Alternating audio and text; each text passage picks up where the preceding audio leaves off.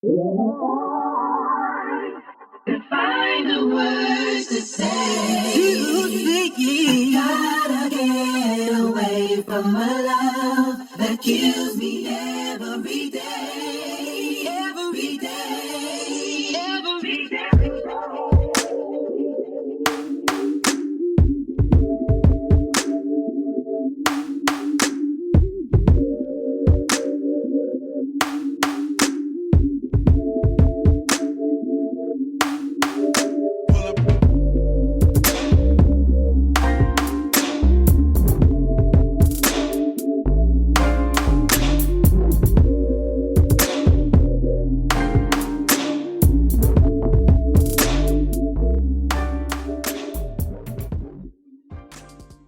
Hey, babies, we are back at you.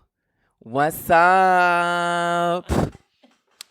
That was very Shanae-ish. Like, what's up? Like, Hey.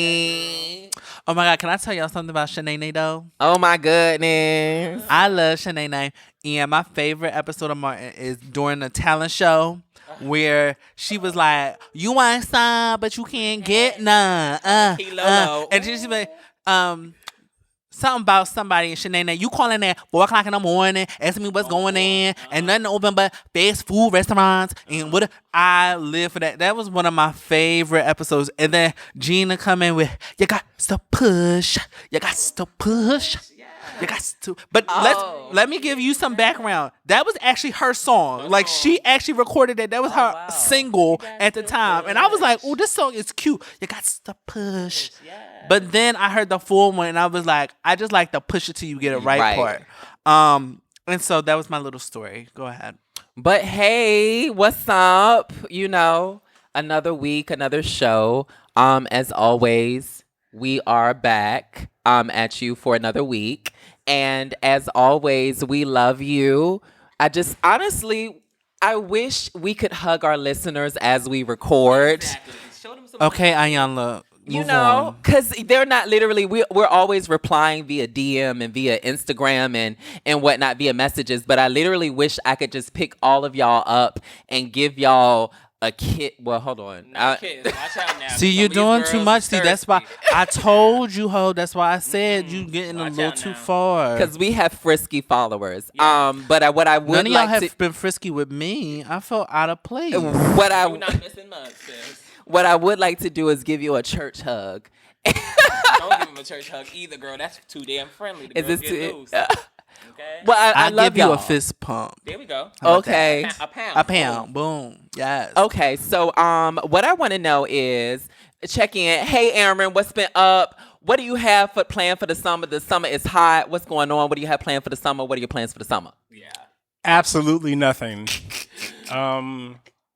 I plan to sit inside the house with this Blizzard fan that I ordered on Amazon. Come on, Blizzard fan. And watch movies on my laptop. Yeah, that's pretty much it.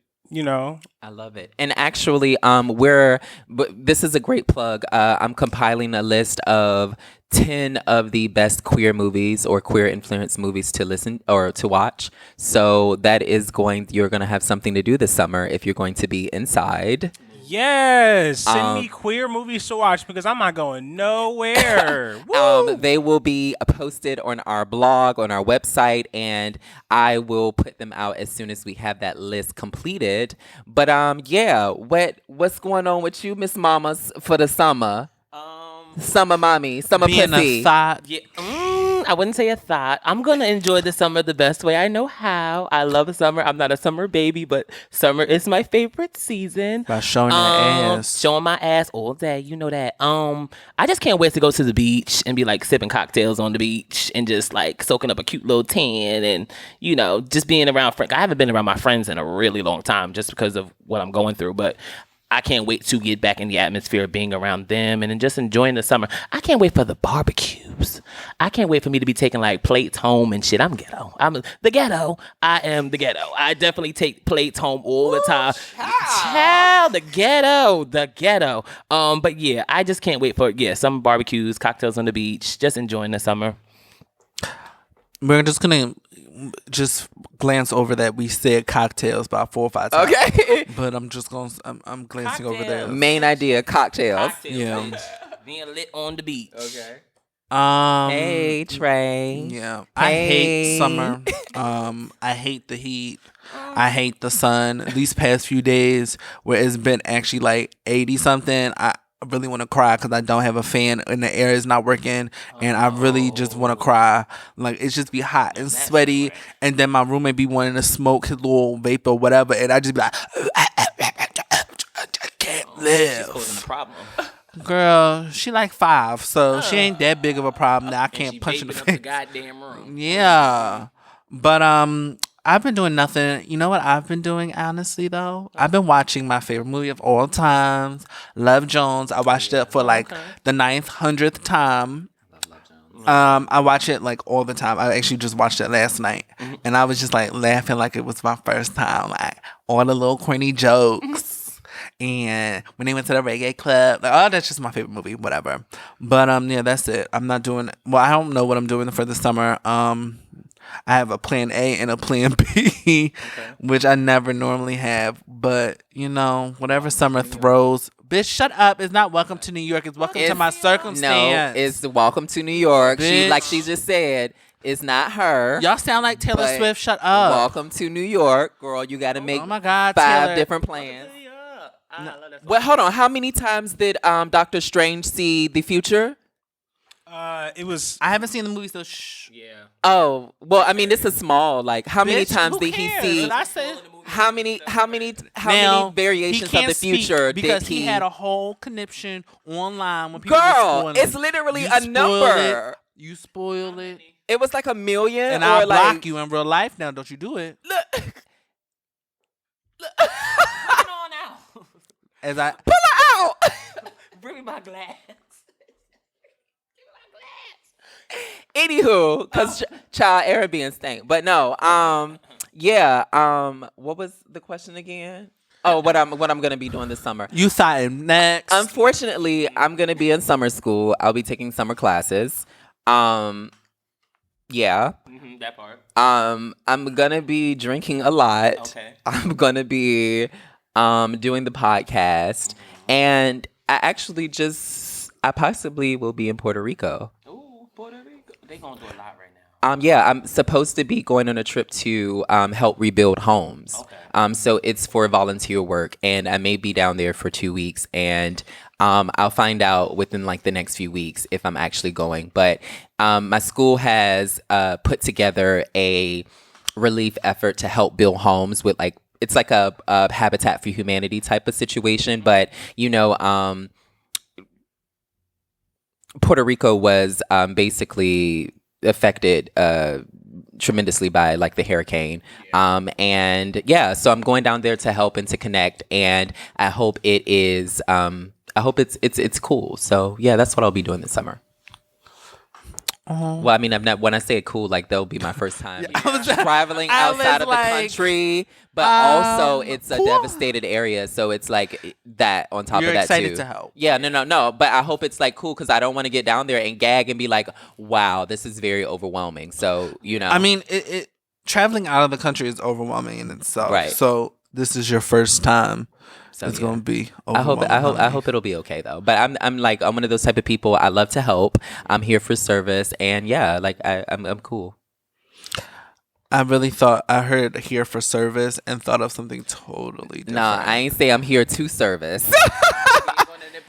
I didn't say that. Now, did your man listen to the show? Because No, he may have heard it the same way I did. Okay, no. Okay. Luckily, I am under good sovereignty where that he doesn't listen. But no. So me and my friend Damien, we were drinking wine all yesterday, and Okay, so I left y'all on a Thursday, was it? yes, Where you guys were drinking. So it just was like a carryover. yeah, so basically Trey saw us, and then we carried over into the next day. Damien woke up and started drinking wine at 9 a.m. So let me say that I came to my event, walked in, We had a glass of wine. and there was a glass of wine there. Fucking shit. And then I know Malik can drink now. Yeah. I didn't know. First time meeting Damien, I love him. He got himself some of that good The punch vodka, yeah. with some effing vodka, courtesy of Evan Vodka. That hosted. Okay. And I'm just sitting there like, ooh, yeah. Malik done found his match. Yeah, but Damien, like, well, let me tell you this. I'm one of those drinkers that I don't drink certain things. So I drink wine and I drink beer. And I not don't vodka. I don't drink vodka. So, yeah. For the girls that drink vodka, that's their drink of choice. But no, we always, I'm always watching my favorite show, which is Sex and the City. And I was actually watching Sex and the City, and it's actually very homophobic, very transphobic. Yeah. All of them. I mean, let's be clear. A lot of shows that we watched back in the day are very problematic, but you have to like set them aside for what they were at the time.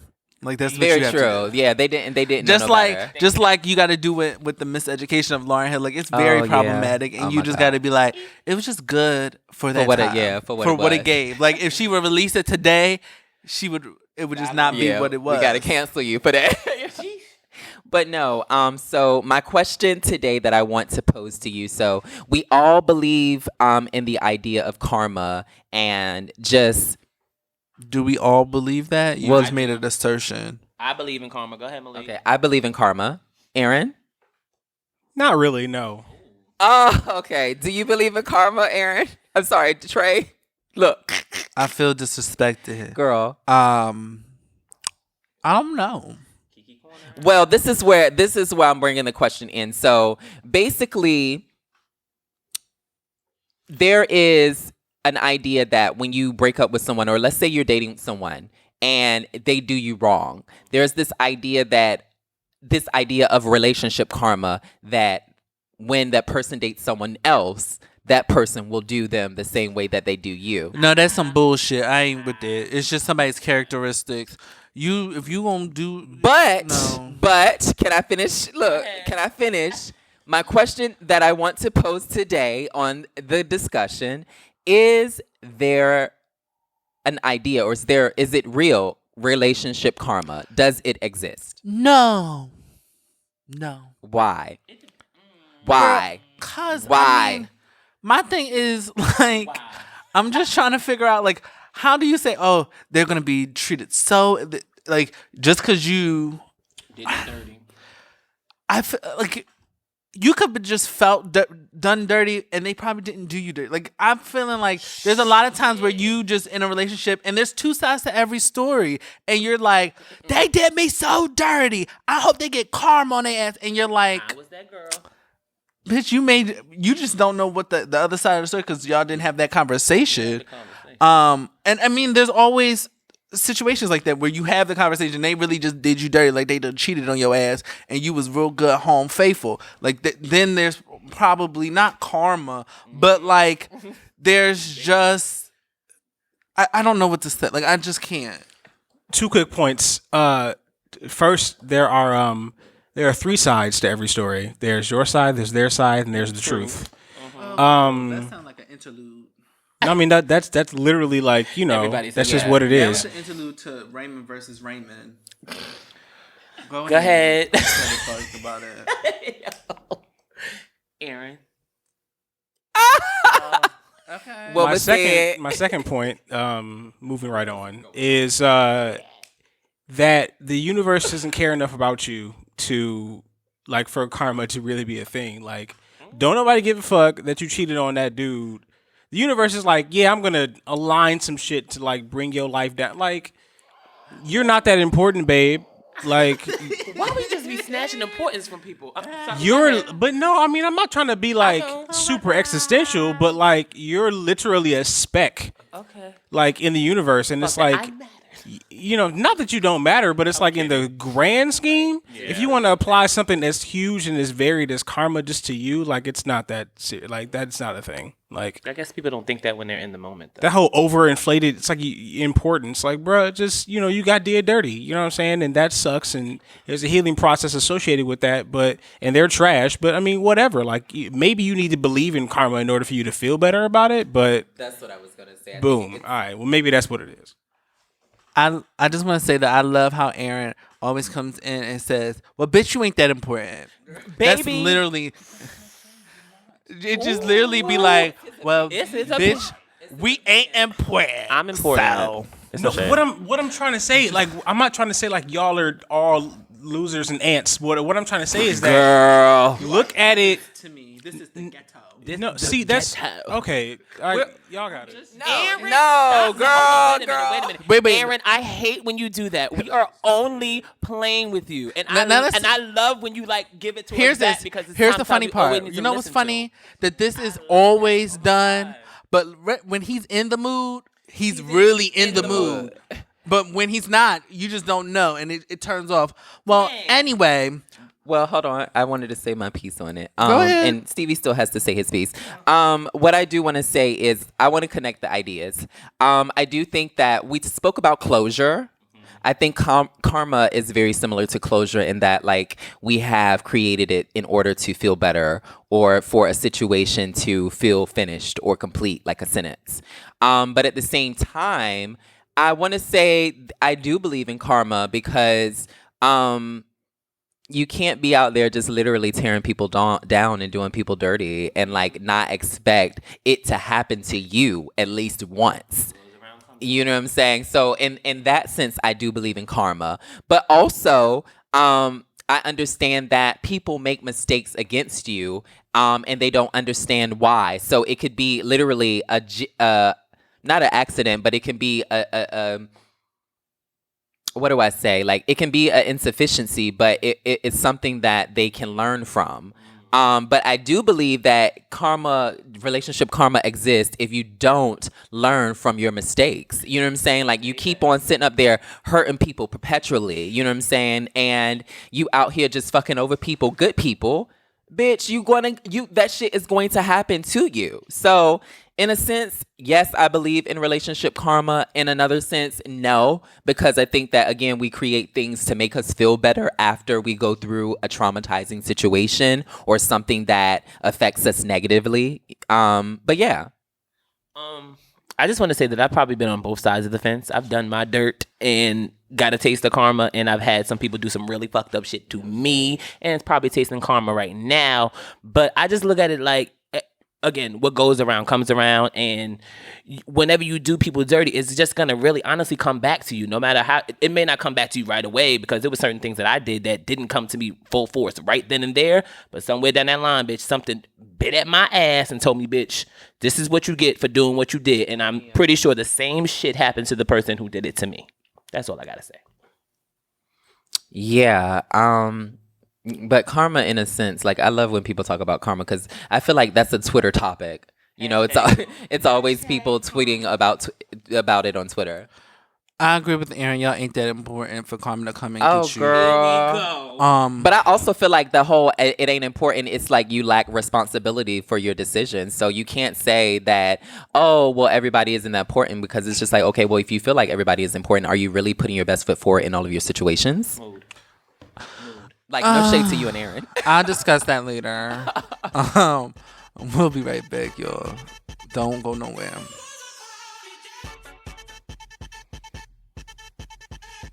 Hey y'all, it's Stevie, and you're listening to Him. Check us out on Instagram and Twitter at Him Podcast, and step into our world at himpodcast.com. Yeah, baby.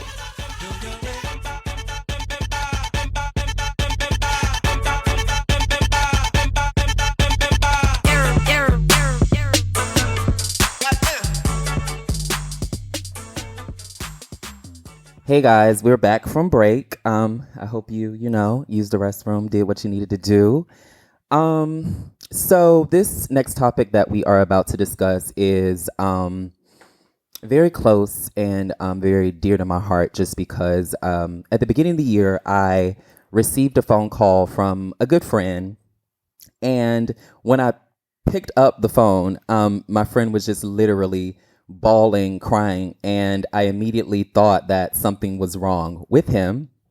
So once I was able to actually calm my friend down and find out what was wrong, he let me know that one of our great friends had passed away, or that he was murdered or stabbed to death. And basically, just to get right into it, my very very good friend was murdered. James Hearn. He was murdered New Year's Day, actually by his husband. He was stabbed to death. And I really, really wanted to discuss domestic violence within the Black community, and specifically domestic violence within gay relationships. It's something that happens all the time. I think that, Twitter, Instagram, and just society, I think that we think that abuse and just all of that foolishness is normal and that we're supposed to go through that. But I just honestly really wanted to center a discussion around that, just because we lost an angel on January 1st of 2018, and it's tragic. It really is. But yeah, what would you say, or has anybody ever experienced domestic violence within a relationship? Yes.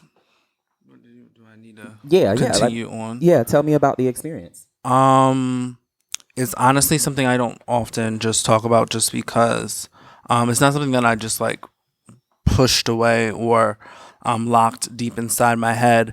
But it was something that I just don't like to rehash all the time. I've moved past it. But for me, it was, I don't want to say it was early in my start of having relationships, but I think it's somewhat normalized to the point where if you're in a relationship and you don't have a turbulent relationship, I think people don't find it to be normal. There's like, we're expected to believe and think that if you're not going through ups and downs every 5 seconds, if you guys aren't yelling at each other, screaming at each other, cursing each other out, it's not, you don't really love that person. And it's such a terrible, just a cycle that we often continue just because that's what we view love as. So yeah, I was in both a physical and mental violence in my relationship, but on both sides. So we would fist fight. Like I'm not a like, I get down like everybody else. Like you swing on me, like I'm not afraid to defend myself. And it was just mental too. A lot of it comes from just, I don't want to even say not having your own, but just not knowing your full potential always. Even when you think you could be the most confident person in the world, and one day it could be raining and you just feel like shit. And that is the day that it could happen. It could hit you. Where you think, oh, this wasn't really that hard. He wasn't being that mean that day. But the next day it could be something totally different. So for me, I left the relationship after a while. I actually moved. So I think for me, that was the way I got away from it all.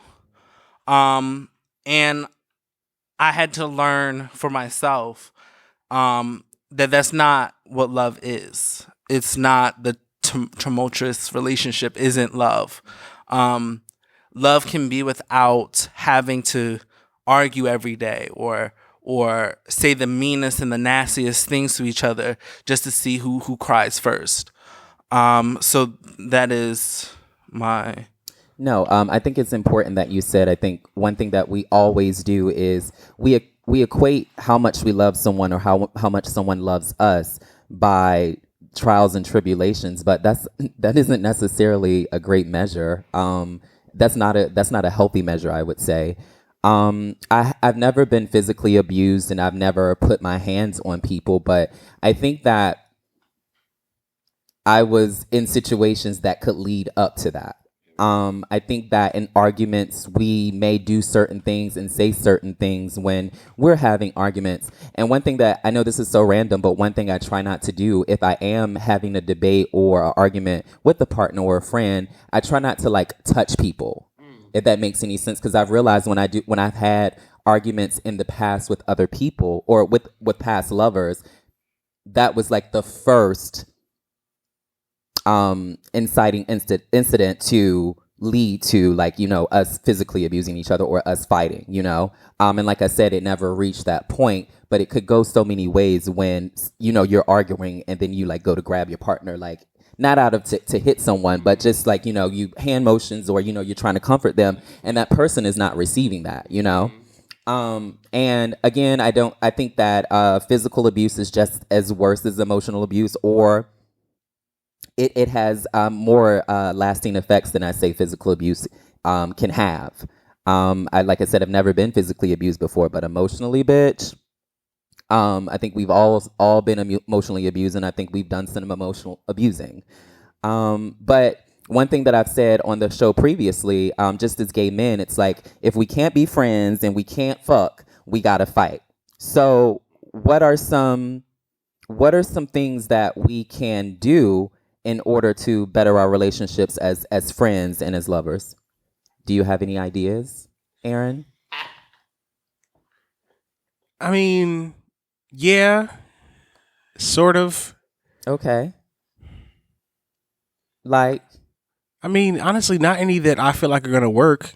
I hate to be bleak, but it's like, I don't know. Within the context of abuse in relationships, like I'm not saying that is something that's always gonna happen. No. I'm saying in response to your question, how are ways that we can better? It's like the ways are already there. You know what I'm saying? We just have to. I sound like a broken record, but we just have to be more empathetic. Like that's what it always has been. That's what it always has to be. And it's like people are just aren't willing to do that. Like it's a thing to put yourself before everyone else. And I'm not saying that's bad, but it's like you do it. It's like to the exclusion of everyone else. You know what I'm saying? It's like I don't give a fuck about what nobody think, what nobody say, like blah blah. And it's like but that's damaging to your friendships and the people that are around you. And I honestly don't think that's going to change. Like I really don't. And I mean, you consider the environment that we're in though too. Like it creates that sort of thing. Like what we're facing on the outside. The many different, struggles that we have to go through as Black queer people. But I mean, if you put that and then like how it's normalized to be this way, it's like I don't think it's going to change. Yeah. I mean, it's really hard for me to like give advice because I have friends that I wouldn't be able. I mean, we all lead different relationships. I think how you lead your romantic relationships is different on how I carry on mine. But I have a really good friend, and she gonna read me. Him and his boyfriend or him and his lover have been dating for I want to say 8+ years. And they have this I think they have a very loving relationship, but I've seen where like they literally like call each other outside their name. It has come to blows. And when I'm in the situation, it's so awkward. It is like, one of those things where you're cringing, but you're also like laughing as well. It's one of those moments. So, you don't know what to do or what to say because again, you're not a part of their relationship. But one thing that I always tell my, one advice that I always give to them is that you have to respect each other. And I don't think putting your hands on your lover or anyone is a form of respect, Let me interject and say that when I said that I didn't think things were going to get better, it was in response to your questions that how can we better just like relate to each other. Like it wasn't having to do with abuse. Like that has to end. And that's what I wanted you to say. Yeah, that's because I don't want anyone to mistake what I was trying to say. What I was saying, like I was thinking of it in the context of being less like exclusionary and trying to be more like a community. Like I'm not entirely sure that's going to take root within our community. I mean, just being honest. Yeah. But with regards to abuse, oh my God, like that has to end. Like that's not what I was saying. So please don't mistake me. I mean, and it's like I don't have like the statistical data, but just queer men of color are dying exponentially at the hands of other queer Black men. And that's why it's important for us to have this discussion.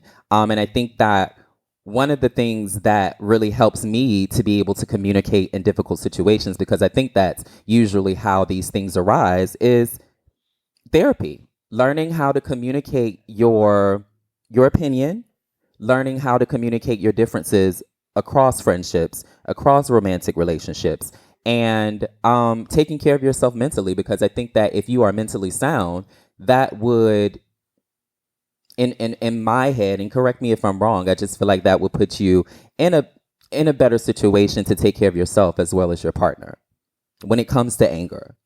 We do this thing as Black queer people in romantic relationships, in friendships, even with people that we don't know personally, where we collect things about them to be used against them later. And that's really cruel and awful. Like the mindset that, it's like you stay prepared to like read somebody out or like to go off on them in public and air out all their dirty laundry. Maybe. And it's like, even after you've been friends for years, you have a disagreement, and then it turns into this. And I watch people like that because I'm like, I don't want to be associated with you if that's the kind of person that you are. Because you get close to somebody, whether you're intimate with them or if you're just friends with them, and you tell them things or they find out things just from being around you, and the thought that, one day if we argue about something, you're going to be like, well, that's why this, that's terrible. You know what I'm saying? So it's like, that has to stop, but it's like, where do we begin to dismantle that? You know what I'm saying? It's like, it's gay culture. Well, Black gay culture is like a stay ready type. You know what I'm saying? Like, cause we grow up fighting. That's that's what we fight for respect. You know what I'm saying? Like, we're used to like, fighting and being around people who fight and, whatever, like you gotta throw hands, you gotta throw hands. And it's like, that's a thing, but it's like, there has to be that basic respect though. Like, you have to maintain that for another human. And I think that in trying to be ready to defend yourself or defend those that you care about, we lose that sense of empathy that has to be there, even though we are addressing something that needs to be addressed. It's like, you can't lose that sense of empathy. And I'm not sure how to, combat that or make that work. I just wanted to go back to saying, I think it's like it's a personal, like, it's something that you have to work on for self. But if you are in a relationship and you have challenges and you and your partner have challenges together, then there's therapy, couples therapy. I was even dating someone last summer that I was like, hey, we have so much trauma from our personal life that this is not going to work if we put this together. We know it's not going to work. And obviously, it didn't end up working in the end because, this person isn't ready to actually confront what they have going on in their life together, And again, like I said, we're going back to to my question of how do we better communication between gay couples or between partners. And I think that couples therapy as well as personal therapy is a great option. Also, if you do have access to other couples, connecting with other couples, you can always see how they handle their ups and downs or their challenges, even though it may not work for you. Yeah, I would hold off on that couple thing. I just think of it like, I watch reality TV and that it's not always the realest thing. But I just think that every couple has things that work for them that doesn't work for everybody else. And trying to counteract and balance the two, you got to do what really works for you. Well, I think my whole point was you have to do the research. Like, you can't. Yeah, I understand, but you initially just said hang out with other couples, and I get what you're saying. Well, but hanging out with other couples, and is some may research. take it. I'm saying some may take it literally and think that's all that it needs to be doing. Well, I mean, of course, like my words are very like you have to put research behind it. You just can't have problems or like hang out with a couple and think it's going to get better. What I'm saying is you have to look at different options for you and yourself. But if you don't think that that's an option, then that's fine. But then don't decide unilaterally that, because that's the overlying problem. You know what I'm saying? It's like to say, oh, that's not going to work, to shoot down something completely, you know what I'm saying? Just like from jump, because you think that, oh, if I mix with this couple, then that we might start trying things for us that they do and it might not work for us. Well, maybe it might. And if it doesn't, then that's fine. But you have to, the overall thing is that you have to be open to trying something new to fix your issues. Like to decide, yep, that's not gonna work from jump without even considering it or taking a chance to try it. That's just perpetuating the problems that you're gonna have. What I always say is communication is like that. A lack of communication is usually the killer in relationships. Most of the time, problems in relationships, however specific they get, can be traced back to a lack of communication. That whole thing where you get mad or, that attitude where like, I see everything, I just don't say anything. And it's like, that's immature. You need to speak up. If you see something that bothers you or that makes you upset, especially if it's somebody that you're intimate with or somebody that you consider a partner in life, then you need to say something. Is you just like you just observe it and it's like hide it away in your little, in your heart, and then just hold on to it and build it up until it becomes a huge volcano that only erupts when you have a serious argument.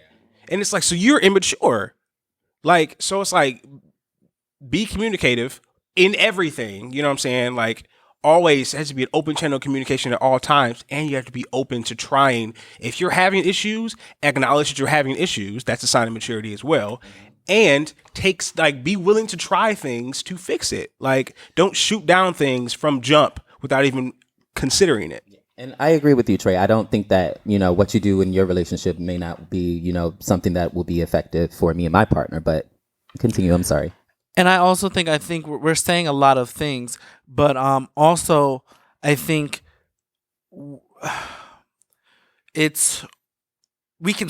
saying a lot of all these things, but you don't know until you're there. Right. And a lot of what we were talking about, honesty and all those things and open communication. Communication really works when both channels are open. And you could be in the relationship thinking your communication is perfectly fine until the storm hits and the message isn't encoding. So I think that we as a group, I think we also have to be just mindful sometimes that we say things, and I think we think that this is it could work.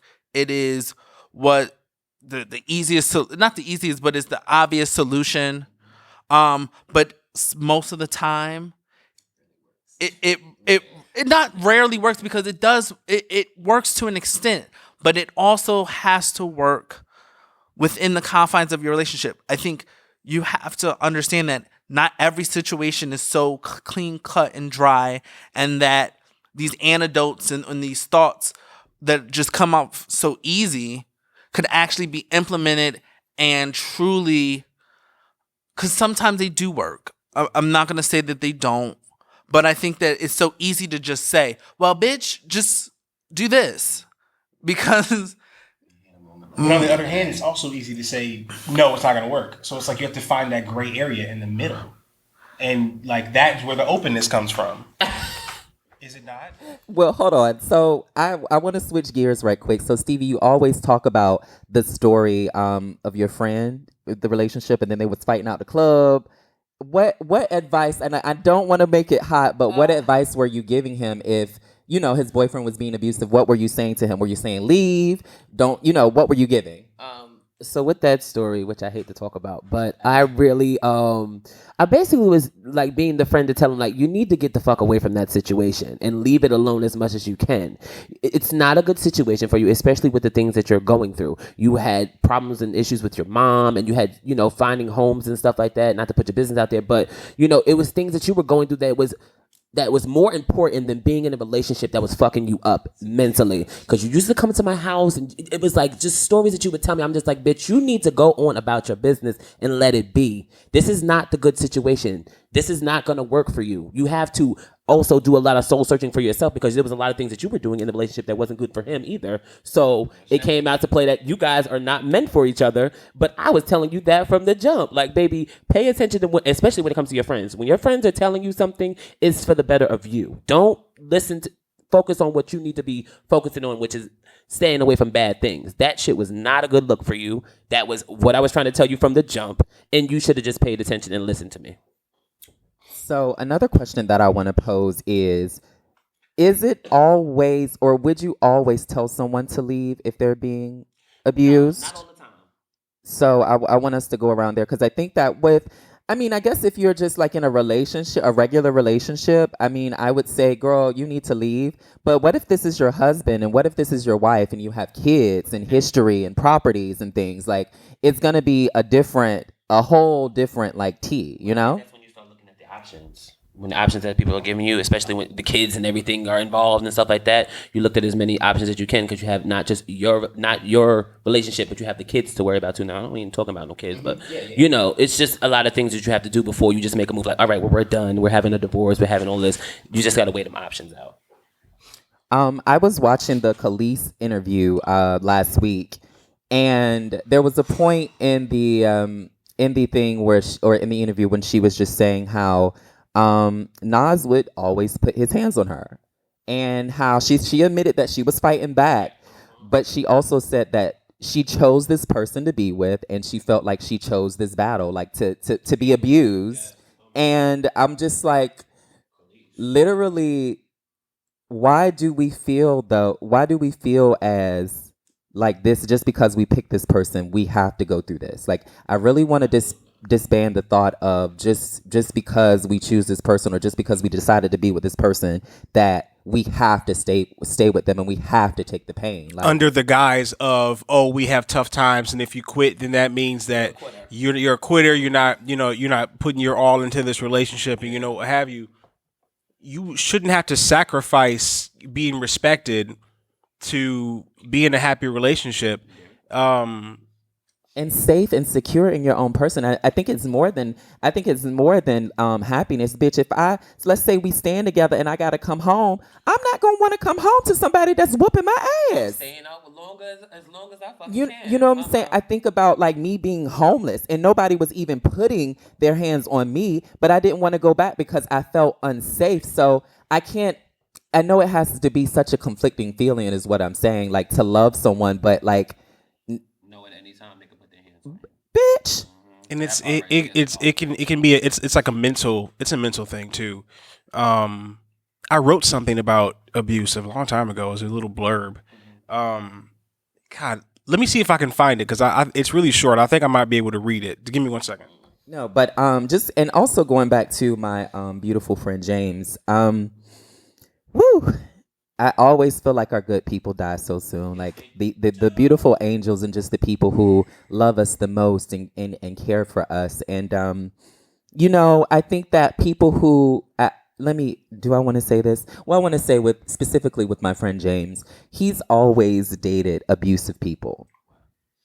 And I think that, we're people of experience and we're humans, we run on experience. So I think like after a while, we don't really see the people that we're attracting, and we have someone who is college educated. He was also a decorated veteran, and just literally a great person. But the thing about it is, like, his friends have mourned and we're still mourning our loss. But I think that one thing that is important is we talked about offering solutions and advice, but whoever it is, if it's your friend, your family, they're not going to leave until they're ready to leave, if they're going to leave at all, And one thing that we had said about my friend is that, we've talked to James plenty of times about his past boyfriends and his husband, and if we were to turn back the hands of time, James would have still played the same cards that he would have dealt, like that he was dealt or that he played. So I think that again, we can love our family and we can love our friends and we can say, hey, leave, or these are the options. But until that person who is being abused or who's doing the abusing is ready to heal and start healing, unfortunately, they're not going to be able to pull out of that situation until they're ready. I found the piece that I wrote. It's short. It won't take long. I'm going to read it to you guys. A little background. I witnessed domestic violence in my house when I was growing up. My mother and my father. My father, he beat my mother. And I never understood. I was kind of a precocious child, so it's like I was just like, why won't you just leave? Just take us with you and leave. Eventually, she did, but when I got older, I wrote this. In trying to explore the reasons why she might not have left. So this is what came from that. So it's called Battered. It hurt, but not as bad as the alternative. This single thought kept repeating itself, rolling like a marquee across her brain until it became her mantra. That one line kept her tethered to this life she hated, as if it were shackles that she had the ability, but not willpower, to remove. The idea of being alone was so unbearable that she'd all but erased it from her conscious mind. The subconscious, however, is not so easily manipulated, and she unknowingly dreamed often of the freedom she was too afraid to acknowledge when awake. To be alone was to be without support, without companionship, without love. She was convinced beyond a shadow of a doubt that he cared deeply for her.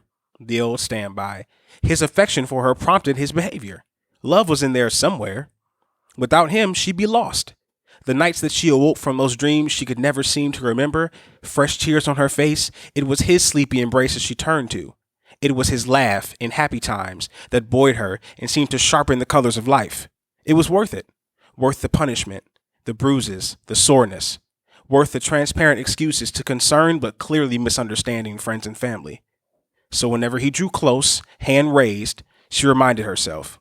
When her eyes widened and her pulse quickened in frantic anticipation of the impact, she reminded herself. Not even the grim realization that his love could kill her kept her from her mantra. It hurt, but not as bad as the alternative. That was powerful. I like that. Wow. Yeah. Send that to me. Yes, I will send that to you. So I wrote that back in, oh boy. When did I write this? I don't know. Years ago. It was years ago. And yeah, so I wrote that just trying to explore the reasons why I thought my mother didn't leave. It can be difficult. I mean, I've never been in that situation, but there are so many reasons. And then the person that you're with, they could be doing mental and emotional abuse on top of that. So it's like you're convinced you can't leave, or how like Khalees said, she felt like she'd chosen this, and like this was her cross to bear. There are so many different things that go into it, and it's so awful. So yeah. Yeah, I mean, I think that we've, pretty much said what we wanted to say. And first of all, thank you for sharing your experience, Aaron, because I wasn't privy to that. And I think that, again, if we haven't been abused, you've definitely been around it, and seen it. And yeah, and I think just one last thing, I think it's different for Black women, and there are so many reasons as to, I mean, when Khalees was talking, I was like, bitch, I would have stayed too, Right. You have children to take care of. I think that also it's still like times are changing for Black women, but women always have to be connected to a man in a sense for security and financial stability. So you have that as well. That's the effect of patriarchy. So yeah, I just want to say, if you are in a domestic violence situation, or you have been in a domestic violence situation, I just say reach out to us if you ever need to talk. And we say this every episode, and honestly, people tweet us and message us. I think that, but literally, if you ever need a safe space to talk, we are all here. Our DMs are open for the right things.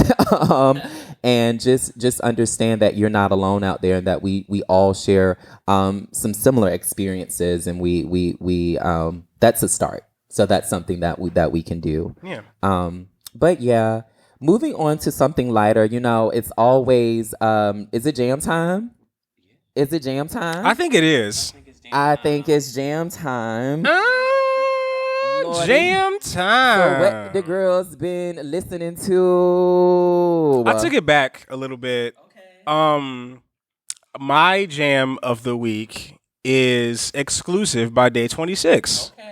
I don't know why, because it was yesterday that I just started singing it like in my head out of nowhere. I remember when they first came out, and I was like, oh my God, like they had the bops, I had to go back and rediscover their albums. But I loved it because that was their first single, Exclusive, and it was fantastic. I remember we used to play it, and my sister and I used to sing along to it in the basement. We were cleaning the basement years ago when I was a teenager. So I remember, not teenager, but was I a teenager? It's all right. Go ahead. I don't know. You know what? Let's not read my age. But anyway, it was a while ago and it was great, and that's my jam. Y'all should go ahead and take a step back in time and listen to it. Hey, girl. Oh hey. I love Jam of the Week. My Jam of the Week is by, I want to say her name, Queen Herbie. Ooh, yeah, that girl that She used to be in Carmen. yes, And now she's doing her own little thing. she raps. Oh my God! First of all, I took to all of her music. She has like 3 EPs out. And I listened to all of them, and like the vibe that she's giving is just fucking amazing. So my song, my Jam of the Week is Queen Herbie's Sade in the 90s. Oh my God. First of all, the visuals, everything. And it's just like the groove and like the mood that she's setting is so like now. And it really works. I'm glad that she like branched off as a solo artist. I mean, her and when she was in Carmen was cute, but I like her as a solo artist a little bit better. So you guys should definitely check that song out. So hey, Trey, give us what's your jam of the week? You can go first. Well, no. No, bitch. I said you could go first. Go ahead. Girl, I'm not. I'm. I said what I Are you not- said. are you not I ready? said Are what you- I are you said. not ready? Malik, go first. Are you not ready? Malik, go first. Okay. So, girl, but anywho, because the girl's feeling it. Anywho, I've been listening to French R&B, and so my boyfriend is gonna be so over me, but I literally play this song when I wake up, when I go to sleep. And the artist is Monsieur Nove. And don't fuck me up for my French. The song is Quand vient la nuit. And what it means is when the night comes. So it has, I always play it in front of Stevie too. So the song jams though. Like it is really, really cute. So it has like a little vibe or whatever. He does his thing. So I actually listen to a lot of his music and I don't know a damn word that he's saying, but baby, I love the vibe, and yeah. So hey, Trey. Hello. My jam of the week is Vanity by Christina Aguilera. From Bionic, the album that was Was what it was, because the girls ain't really see it for. But I mean, heard I don't know why, because I don't either. Bionic was the Fame Monster before the Fame Monster was around. So Definitely. I mean, she gave us them good dance bops. So I just love Vanity. It just is my go-to selfie song, because you got to feel cocky. You got to love yourself, and so that's mine. Well, that was cute, girls. Always getting a little jammy jam. Any final thoughts before we leave? No final thoughts. I love y'all. Okay. love y'all. As always, but like we say, as always, catch us every motherfucking Wednesday. You already know what it is. We pull up, and then we put the episode out at midnight, girls. So we give you time for the girls that stay up late night, and then if you an early morning girl, got to go to work, commute. It's there when you wake up, so it's always there. So check us out every Wednesday. iTunes, iHeartRadio, Stitcher, Google Play, Spotify, Radio Public. Got it right this time. And so, yeah, we love you as always. And make sure you tune in next Wednesday. Find the words to say. I gotta get away from a love that kills me.